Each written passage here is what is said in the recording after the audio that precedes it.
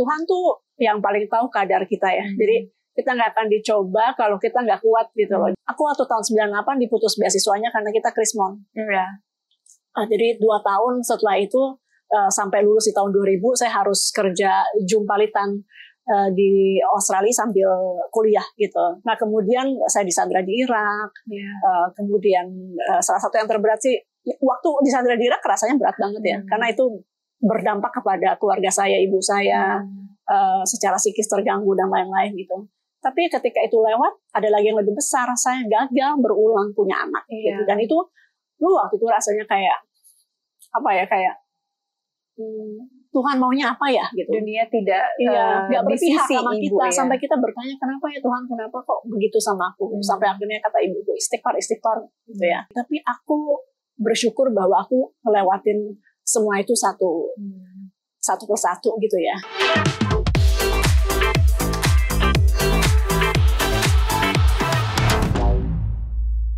Halo, Anda menyaksikan Top Woman Talks CNBC Indonesia bersama saya Syafina Nasyad. Dan saat ini saya sudah bersama dengan Menteri Komunikasi dan Digital Republik Indonesia, Ibu Mutia Hafid. Halo Bu Mutia. Halo Syaf. Akhirnya saya bisa menghadirkan Ibu Mutia di sini. Akhirnya bisa datang ketemu Syaf. Sibuk banget ya Bu?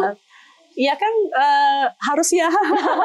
Nggak boleh gabut ya Bu ya? Nggak boleh, jadi harus dan memang banyak banget tugas dari awal masuk sampai sekarang. Bu, aku tuh seperti yang tadi aku sampaikan, kalau aku tuh udah nonton Ibu dari lama lah pokoknya. Dari zaman Ibu masih mengudara di TV gitu. Tapi Ibu gak kelihatan tua beneran. Masih mengudara di TV sampai akhirnya beralih profesi jadi politisi. Lalu akhirnya sekarang menjabat sebagai menteri. Yang aku pengen tahu adalah apa sih yang ada di pikiran Ibu pada saat Ibu memberanikan diri untuk switching karir? Karena switching karir for some people mungkin itu nggak mikir kali ya Syaf waktu itu. Malah nggak mikir. Ya nggak terlalu dipikirin gitu. Karena waktu itu artinya bukan nggak mikir, tapi anak muda ketika itu kan masih 20-an tahun ya. Ketika itu terus juga merasa bahwa aku kok di jurnalistik udah lumayan tuh, udah hampir 10 tahun, 9 tahunan gitu ya. Terus tiba-tiba dapat ajakan, dan waktu itu masih belum banyak yang dari profesional masuk politik. Biasanya anaknya siapa gitu, terus masuk ke politik, yang memang bapaknya udah di politik gitu loh. Jadi mereka dikader dari kecil. Nah tapi waktu itu tuh ingat gak dulu ada undang-undang yang mengharuskan 30% perempuan di pencalonan gitu. Nah mulailah parpol-parpol ini mencari perempuan-perempuan, dan aku terjaring aja gitu. Dan akhirnya ada konsep mengundang, membuka partai kepada orang yang sama sekali baru gitu ya di politik, itu ya baru ketika itu tuh. Dan Pak JK waktu itu yang ngajak, Pak Yusuf Kala waktu itu ketua umum sekaligus juga wapres. Terus Pak JK memang jago banget ya waktu itu, ngajaknya itu bilangnya tentang perempuan gitu loh. Jadi perlu banget perempuan, katanya kamu nggak mau mewakili perempuan, kita perlu perempuan, politik itu juga harus ada perspektif perempuan dan lain-lain. Jadi akhirnya terpanggil. Dan waktu itu memang nggak terlalu mikir bahwa aduh nanti di politik gimana ya, survive atau enggak ya dan lain-lain gitu. Betul-betul karena tergugah ajakan itu gitu, bahwa harus ada perempuan, ayo kamu bisa gitu. Saya nggak kebayang dulu politik itu seperti apa, di dalamnya seperti apa gitu. Saya lulusan fakultas teknik ya, engineering di Australia, jadi nggak kebayang juga gitu waktu itu seperti apa. Tapi pada saat itu sudah ada interest dong pastinya, karena memang interest itu udah ada dari karena Ibu jurnalis. Ya kan? Mungkin karena sebagai jurnalis, aku awalnya aku jurnalisnya meliput e-lifestyle, jadi yang terkait dengan teknologi informasi sebetulnya. Namun demikian di akhir-akhir memang banyak ditugaskan politik. Jadi pengalaman aku atau pengetahuan aku tentang politik murni ya dari jadi wartawan. Kayak betul. Jangan-jangan nanti masuk politik. Nah, apalagi tadi Ibu mention 9-10 tahun. Nah, saya udah 10 tahun nih kebetulan. Nanti kita pikirkan itu kemudian. Nah, ketika akhirnya ditawarkan menjadi menteri, itu juga unexpected juga atau gimana? Ya di DPR-nya juga udah 3 periode, 15 tahun ya kurang lebih ya. Jadi waktu diajak juga saya juga berpikir iya ya, saya mau di DPR berapa lama juga gitu. Jadi kalau politisi itu tentu ada legislatif gitu ya, dan aku merasa udah 15 tahun udah lumayan lah ya gitu. Eksekutif ini juga menarik gitu ya, menarik karena saya tuh merasa bahwa oke, aku tuh selama ini melakukan advokasi, menyerap aspirasi, menelurkannya dalam undang-undang, tapi aku nggak punya kekuatan eksekusi karena kita bukan eksekutif. Nah terus diajakin jadi bergabung di eksekutif, merasa bahwa oh iya ya, jadi kayaknya lebih bisa melakukan sesuatu dan langsung aksi gitu daripada ketika di parlemen. Dan ya ini lagi dan ketika ditelepon pertama kali apa yang terbesit saat itu, apa yang keluar dari mulut ibu saat itu, gimana ya ketika ditelepon halo Ibu Mutia gitu? Jadi sebetulnya sebelum nggak ditelepon sih, jadi bukan ditelepon. Iya, beberapa kali waktu itu sudah ada pertemuan di Hambalang gitu, tapi nggak dibilangin juga mau jadi apa gitu, jadi hanya diajak diskusi gitu. Dan sama beliau Pak Presiden kan memang dulu juga sebagai ketua komisi beliau Menhan itu beberapa kali diskusi, nggak sering-sering banget juga sih, tapi ada beberapa momen kita diskusi tentang pertahanan negara, tentang pentingnya komponen cadangan, tentang pentingnya rakyat semesta gitu ya. Jadi kurang lebih seperti itu diskusi-diskusinya. Saya juga nggak nyangka waktu itu ya. Tapi terus pas mendekati itu memang diajak ke Australia gitu ya, untuk bertemu dengan Perdana Menteri di sana, dan kemudian diperkenalkannya juga bahasanya tuh sudah menjurus ya. Jadi mungkin nanti akan membantu saya, tapi nggak bilang sebagai apa juga gitu. Jadi kan kita nggak mau GR juga ya. Jadi ketika ditelepon ya memang udah tinggal diminta datang. Saya yang terakhir ya. Oh, datang terakhir. Saya waktu itu datang ke Kertanegara tuh yang terakhir untuk yang menteri. Besokannya kan wamen. Terakhir, dan saya dikasih taunya tuh sama Pak Seskap, Pak Teddy tuh 15 menit sebelum saya harus nyampe di situ ya. Jadi jam berapa ya? Ibu perjalanan pun ibu sebenarnya masih no idea. Ya udah, ya maksudnya nggak mau terlalu masin, tapi beneran yang kayaknya jam, misalnya aku lupa jamnya, jam 9 atau jam 8. Tapi kalau jam 9, 8.45-nya tuh beneran baru dihubungi gitu. Iya. Sampai di sini jam 9 ya. Oke. Gitu. Ya, karena kalau dari kemarin kan aku ketemu wakil menteri atau siapapun bilangnya tuh melalui telepon. Berarti kalau ibu tuh sebenarnya sudah seperti dikasih bocoran-bocoran tipis gitu ya Bu ya sebenarnya. Iya, tapi nggak mau GR ya. Tapi nggak bisa GR kita. Bu, aku tuh percaya banget juga ya Bu, kalau misalkan di setiap langkah journey kita itu sedikit banyak dipengaruhi juga oleh latar belakang kita, background kita, dan bagaimana orang tua kita mendidik kita. Aku mau tahu, karena aku juga sebagai orang tua, apa sih yang ibunya Bu Mutia ajarkan dulu kayak gitu? Jadi aku mau cerita, aku tuh waktu lulus SMP juga langsung diberangkatin dapat beasiswa ke Singapura, dan jadi aku udah tinggal sendiri tuh dari lulus SMP. Aku anak paling kecil, jadi artinya orang tua aku tuh bener-bener strict, pengen aku mandiri sejak dini gitu. Dulu tuh belum ada internet loh. Jadi ketika aku berangkat ke Singapura, ya bukan yang sekarang kita bisa WA-an, bukan kita bisa teleponan, lihat muka, video call, nggak bisa gitu. Jadi tapi itu keputusan yang amat berani bagi aku. Aku nih kepada anak aku belum tentu berani seperti itu ya. Saking mereka merasa bahwa pendidikan itu amat penting. Dan kalau dulu kan, sekarang kita bisa belajar apa yang terjadi di banyak negara melalui internet. Tapi kalau dulu kan enggak. Jadi kayak harus kalau mau tahu bagaimana anak-anak di Singapura belajar, ya pergi ke Singapura belajar. Aku nggak cuman, maksudnya ini bukan karena negaranya Singapura, kemana-mana pun bisa gitu ya. Tapi kayaknya waktu itu orang tuaku memang pengen aku dapat perspektif yang lebih luas gitu, meskipun saya anak paling kecil artinya diberangkatin. Jadi memang sangat strict dan menghargai, meninggikan sangat pendidikan gitu. Apa nasihat yang paling diingat Bu, yang masih bisa jadi pegangan ibu? Waktu di Singapura aku sering nangis karena dulu kan di Jakartanya cukup dimanja sebagai anak kecil, anak paling kecil. Di sana saya sendiri. Ya terus beasiswa nggak mudah, jadi beasiswanya kan terus dinilai ya tiap 3 bulan sekali gitu, dan tentu nilai nggak mudah karena bahasanya kan bahasa Inggris. Kita juga nggak seperti anak-anak sekarang yang pintar bahasa Inggris karena banyak melihat YouTube dan lain-lain. Jadi aku benar-benar belajar dari nol. Kemudian juga sulit di Singapura, disiplinnya lebih lagi gitu. Jadi aku harus adjust dengan gaya hidup di sana tanpa punya banyak teman. Ininya juga beda ya. Kalau di sini mayoritas Muslim, saya puasa ada teman, di sana buka puasa ada teman, nggak 50-50 malah ya, sebagian besar yang non Muslim dan jadi aku waktu itu lebih kepada belum punya teman aja, dan support systemnya nggak ada sama sekali dari yang tiap hari tuh dia namanya juga anak paling kecil ya.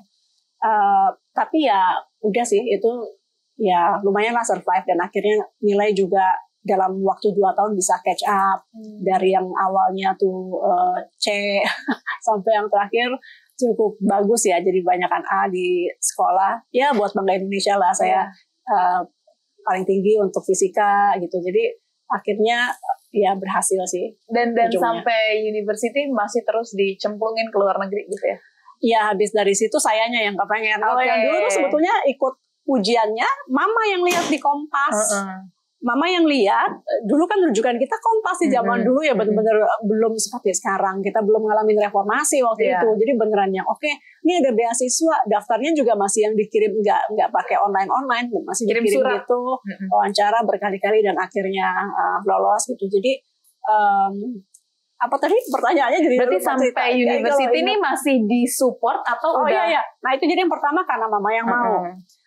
Yang kedua pas di university itu, mungkin ketika di Singapura saya ngerasa bahwa banyak yang bisa dipelajari ya di negeri orang, belajar mandiri karena dulunya aku manja banget. Akhirnya yaudah kita ke sekolah lagi. Kebetulan waktu itu kalau kita mau belajar teknik, mau jadi insinyur, nilainya bagus, dulu beasiswa banyak tuh dari Pak Habibie gitu. Jadi aku dapat beasiswa Pak Habibie untuk belajar di Australia gitu. Dan dengan modal, aku bisa bilang kayak dicemplungin ke laut gitu ya sebutannya Ibu tadi ketika ke Singapura. Apakah itu yang juga membuat Ibu akhirnya bisa lebih agile sekarang di dunia kerja? Aku ngerasa pengalaman, kita dibentuk oleh pengalaman, aku sepakat banget sama Syaf tadi, dan semuanya sih, waktu aku SMP, waktu aku SMA, waktu aku kuliah, semua membentuk aku untuk seperti sekarang yang ya katanya lumayan agile gitu ya. Jadi ya itu sih, semuanya lebih independen, lebih berani ya, mungkin itu juga keberanian aku dapetin dari bertahun-tahun tinggal tanpa orang tua gitu, dan ya berhadapan dengan banyak hal baru kan di negara baru gitu. Itu yang buat berani. Dan ketika Ibu nih tadi dibilang di eranya Ibu masuk di DPR itu masih belum terlalu banyak perempuan. Saya juga pernah dengar cerita ini dari Wakil Gubernur Bank Indonesia. Bahkan ketika ada di DPR, beliau sempat kayak dibully sama anggota DPR laki-laki lainnya. Nah, ada nggak pengalaman-pengalaman seperti itu tuh Bu yang Ibu alami karena Ibu sosok perempuan? Jadi dulu kan 15 tahun lalu ya. Jadi pertama perempuan dan waktu itu masih muda. Mudah-mudahan sekarang juga masih ya. Masih muda Bu. Tapi waktu itu masih muda banget gitu. Jadi masuk tuh juga bingung. Ya ternyata masuk politik tuh nggak seperti yang kita wawancara politisi aja ya. Ternyata banyak banget yang harus dipelajarin di dalam sistem di DPR seperti apa. Buat undang-undang tuh runutnya bagaimana. Aku belajar benar-benar baru lagi tuh. Bagaimana melobi, bagaimana apa yang kita inginkan itu bisa didengar oleh orang banyak gitu ya, bagaimana yang kita mau, yang kita perjuangin itu bisa masuk tertulis dalam undang-undang gitu ya. Sementara kan satu komisi itu orangnya cukup banyak, kurang lebih 50, fraksinya juga cukup banyak. Itu saya belajar itu sih. Tapi nggak nervous ketika berhadapan dengan pria? Dengan pria iya, aku tadi lupa mau cerita. Jadi itu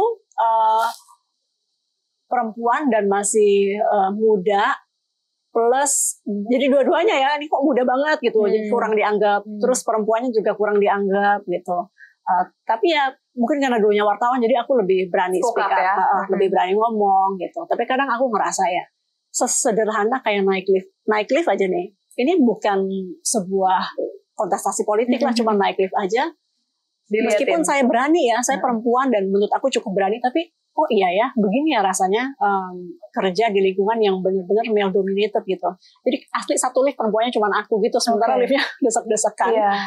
Jadi yang kerasa juga meskipun kita bilang bahwa kita setara, kita percaya diri, tapi kadang-kadang kerasa yang seperti itu. Sama ini jam rapatnya waktu aku baru masuk itu bisa loh sampai jam 4 pagi, sampai jam 3 pagi. Saya belum menikah waktu itu, tapi saya membayangkan kalau bagaimana kalau seorang ibu dan seorang istri harus rapat sampai dini hari begitu. Yang pada akhirnya sekarang udah hampir nggak ada lagi bisa. Kecuali ada kegentingan gitu ya. Karena kita juga sadar bahwa loh nggak harus gitu juga sih bekerja rapat-rapat bisa dilakukan dengan lebih efisien gitu. Dan apa yang Ibu lakukan sekarang ketika Ibu menghadapi tekanan-tekanan gitu, mulai dari target dari Pak Presiden, atau mungkin dulu ketika rapat di DPR, atau mungkin sekarang kita sering menghubungi Ibu karena kita ingin ngobrol gitu kan, ingin itu yang paling berat, yang paling berat gitu. Sama wartawan sih ya. Karena aku dulu wartawan kan, aku tahu susahnya mau nyari wawancara, jadi aku tuh feel guilty, dan feeling guilty tuh jadi beban sendiri gitu. Jadi gimana ya, nggak bisa nerima semuanya. Terus kemudian kadang-kadang doorstop tuh di Indonesia tuh termasuk yang banyak banget loh. Jadi kadang kalau dari istana itu masuk doorstop, keluar doorstop, nyampe kantor aku di doorstop tuh apalagi aku mau sampaikan gitu. Nah itu ya itu khasnya Indonesia, khas demokrasi kita, dan aku selalu berusaha jawab gitu. Tapi kadang-kadang jadi beban kalau ada yang nggak kejawab. Itu satu. Kemudian dari Pak Presiden cepat banget ya beliau. Jadi kita tuh diharapkan juga bisa mengejar speed beliau gitu. Itu juga meskipun aku merasa selama ini kayaknya aku kerja cukup cepat, tapi ternyata beliau lebih cepat lagi gitu. Jadi harus adjust di situ juga. Ya tuntutan itu adalah hal yang buat saya perlu belajar untuk penuhi gitu. Itu aja sih ya. Itu aja. Kita adjust aja gitu. Adjust aja. Kalau aku lihat Ibu ini sebenarnya orangnya kayak go with the flow aja ya. Apa yang ada di depan kan hidup emang aja. Kayak gitu sih. Habis mau gimana lagi ya? Kita jalanin ketetapan, jalanin apa yang sudah diberikan, apa yang sudah diamanahkan gitu. Jadi udah. Tapi benar banget itu moto aku sih dari dulu. Iya kan? Aku bisa lihat itu loh, kayak ya udah apa yang ada di depan jalanin aja dulu gitu loh Ibu. Karena kalau banyak dipikir nanti kita nggak jalan-jalan. Dan terutama untuk perempuan ya. Perempuan tuh kadang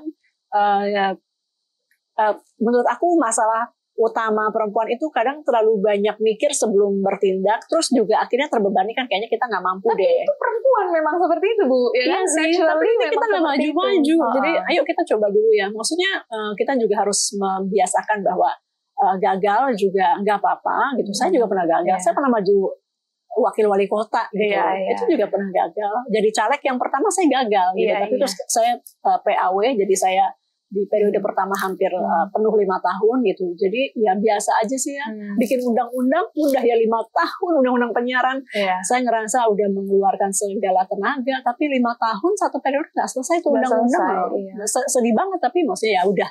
Akhirnya kita belajar dari kegagalan. Saya punya anak setelah 9 tahun saya gagal, saya berkali-kali gitu ya, keguguran berkali-kali gitu.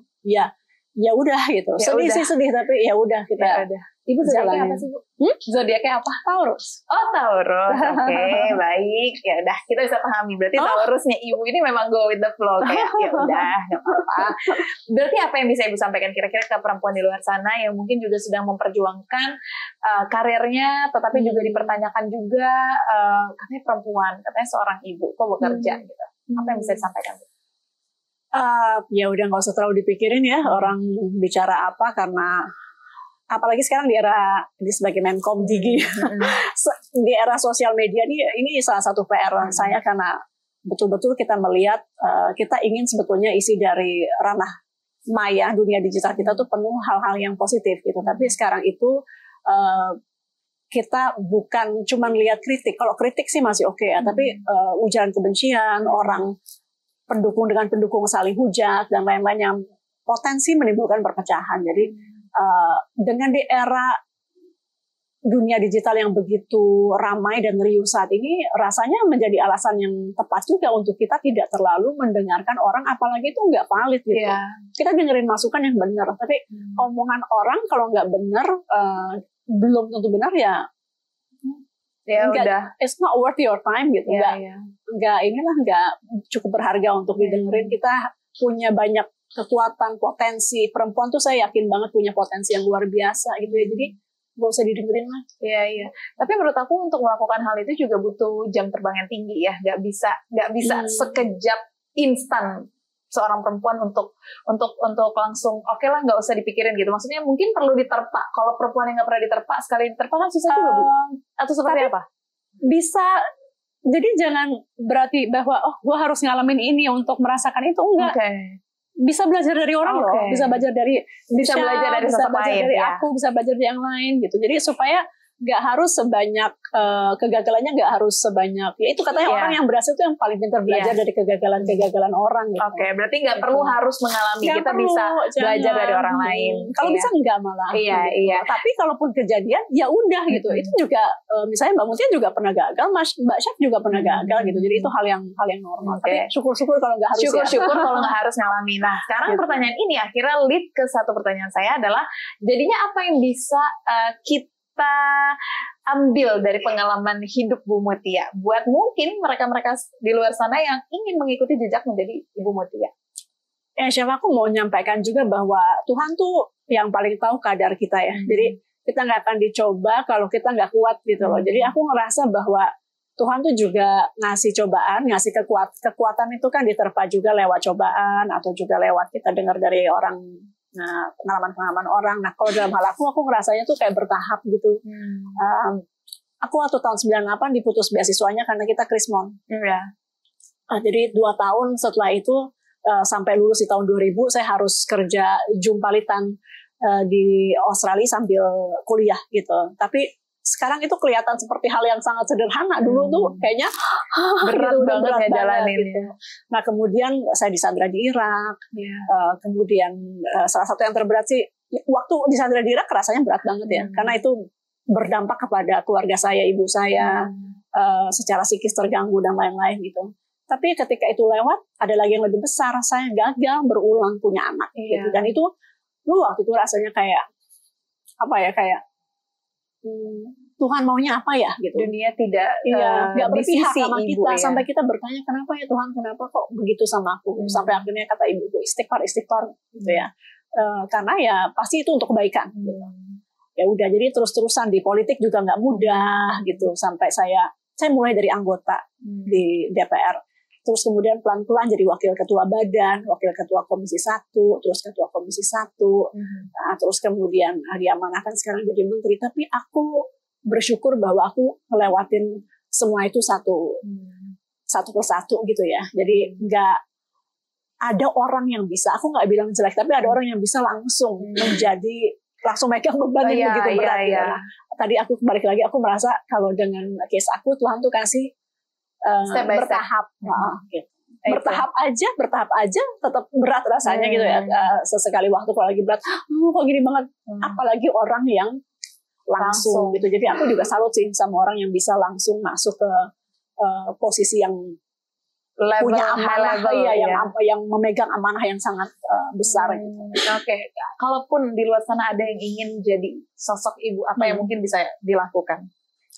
Iya, balik ke tadi, jadi mungkin langkahnya dikurasi ya kalau aku ya. Tapi kalau ada yang perempuan-perempuan yang lebih berani mau lompat juga nggak apa-apa. Ini kan beda-beda. Kalau aku tuh mungkin biar lebih mudah tuh aku satu-satu gitu. Jadi itu pun jadi proses belajar ibu di setiap level. Iya, mungkin karena saya sadar bahwa saya bukan orang yang kuat amat gitu loh. Jadi aku selalu aku udah jadi wartawan nih 9 tahun. Terus aku mau challenge yang lain, udah mampu belum ya? Mampu, masuk gitu. Kemudian jadi menteri pun aku sanggupi ketika ya di DPR udah 15 tahun, rasanya cukup kali ya. Sama menteri yang diamanahkan itu kan kebetulan relevan, sama dengan yang background saya sebagai wartawan, saya di DPR gitu, jadi masuk gitu. Jadi mungkin langkah-langkah aku ini sebagai perempuan agak konvensional ya, tapi ya itu perempuan kan kata lebih hati-hati ya. Jadi kita ngukur diri gitu. Kalau ada perempuan yang memang jauh lebih berani, monggo. Jadi prinsipnya adalah mungkin kita ngukur kemampuan kita aja. Ada juga yang lebih pelan dari saya, mungkin yang lebih konvensional lagi ya langkah-langkahnya. Itu juga nggak salah. Yang penting kita tuh menuju sesuatu yang kita inginkan. Dan dia bergerak, kemudian bergerak itu sesuatu yang menyenangkan karena kita nggak melakukan sesuatu yang sama berulang-ulang seterusnya gitu ya. Tapi kita maju lagi dan enjoy the process, itu aja sih. Enjoy the process. Betul. Kita tahu menilai diri, mengukur diri, dan make sure selalu ada baby step. Yes, kan? baby step. Ya kan, nggak perlu harus selalu long step, big step, tapi baby step still matter. Itu yang aku ingin banget bilang ke anak-anak muda di Indonesia, khususnya perempuan yang mungkin dengan era sosial media ini, aku juga perlu ingatkan sebagai Menkominfo bahwa kadang kita melihat sesuatu yang langsung yang besarnya, karena kita lihat keberhasilan orang, terus kita mau itu. Instead of kita tahu diri kita bisanya apa, terus saya mau mencapai posisi ini gitu. Bukan lihat orangnya ya, maksudnya kita jangan terlihat terpana dengan orang bisa begini, saya harus gitu, tapi saya maunya apa, saya bisanya apa, dan saya maunya apa. Nah, tapi harus pandai-pandai. Nah, ini yang aku tuh yoga. Aku tuh yoga untuk juga belajar mengenal diri aku juga. Jadi kadang-kadang kita tuh perempuan tuh kadang terlalu rendah diri, itu banyak juga. Tapi kadang hati-hati juga sama yang over PD gitu. Jadi akhirnya langkahnya tuh nggak rushing, terus lompatnya terlalu tinggi, jatuh gitu. Nah, ini yang betul-betul sebagai perempuan tuh kita harus bisa menilai, dan aku tuh selalu merasa bahwa perempuan karena sensitivitasnya tinggi itu lebih mampu mengukur diri gitu. Aku tuh kadang banyak banget deh, aku sama teman-teman perempuan ngeliat itu cowok, itu bapak aneh banget ya, atau orang itu aneh banget ya, laki-laki nih, karena dia bisa memikirkan diri dia segini, dia segini, sering gak sih rasanya gitu, maaf ya bapak-bapak NPD itu maksudnya, nah itu rata-rata lebih banyak terjadi di laki-laki loh. Ini aku bukan kita nggak menilai, kita tidak menilai gitu. Nah, perempuan justru rata-rata yang kayaknya gue nggak bisa deh, kayaknya gue nggak bisa. Itu karena apa? Karena terlalu banyak dengerin omongan orang daripada omongin diri sendiri. Makanya yoga. Kelihatan temannya Bu Mutia nih, kelihatan. Kalau nggak yoga, pilates. Tadi aku kayak mikir nih apa nih antara dua ini. Oke, Bu, ada satu sektor yang juga sedang berkembang pesat banget sekarang. Dan ini banyak diisi oleh perempuan, yaitu sektor teknologi. Aku pengen tahu pandangan Ibu tentang pemberdayaan perempuan di sektor teknologi. Gimana caranya biar masyarakat bisa memanfaatkan teknologi untuk mendukung perempuan? Digitalisasi tuh menurut aku tuh berkah Tuhan untuk para perempuan. Karena banyak banget yang bisa kita lakuin yang sebelumnya sulit. Karena kita harus ngurus rumah, karena kita harus ngurus anak, banyak perempuan yang nggak bisa kerja, datang ke kantor. Dengan digitalisasi lebih mudah. Sekarang work from home itu kayak jadi budaya gitu ya, terutama di perusahaan-perusahaan digital. Makanya banyak perempuan di perusahaan digital, karena memang perusahaan digital banyak yang memang mengizinkan pegawainya untuk kerja dari rumah. Digitalisasi itu juga membantu UMKM yang sebagian besar adalah perempuan. Jadi untuk level up, mereka masuk digital, mereka nggak harus datang ke warung, mereka bisa berjualan dari rumah sambil ngurus anaknya, urus bisnis dan lain-lain usaha. Itu juga berkah gitu. Kemudian perempuan itu salah satu kelemahannya dulu dibandingkan laki-laki adalah akses terhadap pendidikan dan informasi. Digitalisasi juga memberikan perempuan akses itu dari kenyamanan rumahnya. Jadi kalau nggak harus keluar rumah kayak mungkin laki-laki untuk dapat info-info, mereka ngopi-ngopi di mana gitu ya.